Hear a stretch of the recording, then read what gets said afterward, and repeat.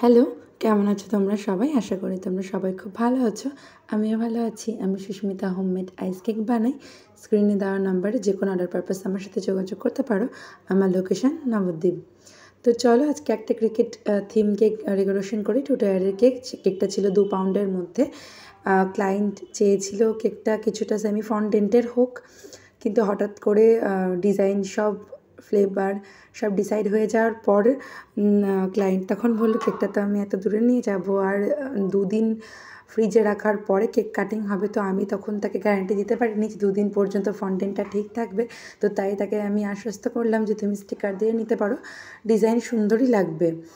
তো সে প্রথমে কিছুটা আশঙ্কা করছিল যে ডিজাইন ফটো প্রিন্ট দিয়ে কেমন লাগবে। তো শেষের আউটকাম দেখে তার ভীষণ পছন্দ হয়।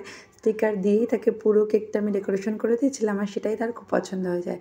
আর হ্যাঁ, ফ্লেভারের কথা বলি, কেকটা তো নিয়েছিল আমার রিপিটেড কাস্টমার। সে আমার কাছে প্রায় অনেকগুলো কেক নিয়েছিল আর এক এক করে সব ফ্লেভার তার ট্রাই করা হয়ে গেছিলো। তো আমাকে বলেছিল কিছু নতুন ফ্লেভার যদি ট্রাই করতে পারি তাহলে ভালো হবে, যেগুলো আমি ট্রাই করেছি সেটা ট্রাই করতে চাই না।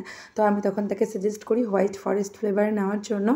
আর আসলে হোয়াইট ফরেস্ট ফ্লেভারের কেক আমি যতগুলো বানিয়েছি রিভিউ আমি সেখান থেকে ভালো পেয়েছি, তার জন্যই তাকে আশ্বস্ত করতে পেরেছি যে এই ফ্লেভারটা তুমি নাও, আশা করি তোমার ভীষণ ভালো লাগবে আর তুমিও আমাকে ভালো ফিডব্যাক দেবে।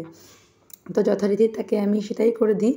আর কেকটা পেয়ে তো সে ভীষণ খুশি হয়েছে। কেকের ডিজাইনও সে খুশি হয়েছে, ফ্লেভারও সে ভীষণ খুশি হয়েছে। তোমরা জানিও আমার কেকের ডিজাইনটা কেমন লাগলো। যদি ভালো লাগে একটা করে লাইক কমেন্ট করে দিও, কারণ তোমার প্রত্যেকটা কমেন্ট আমার কাছে ভীষণ দামি। আবার দেখা হবে নতুন ভিডিওর সাথে।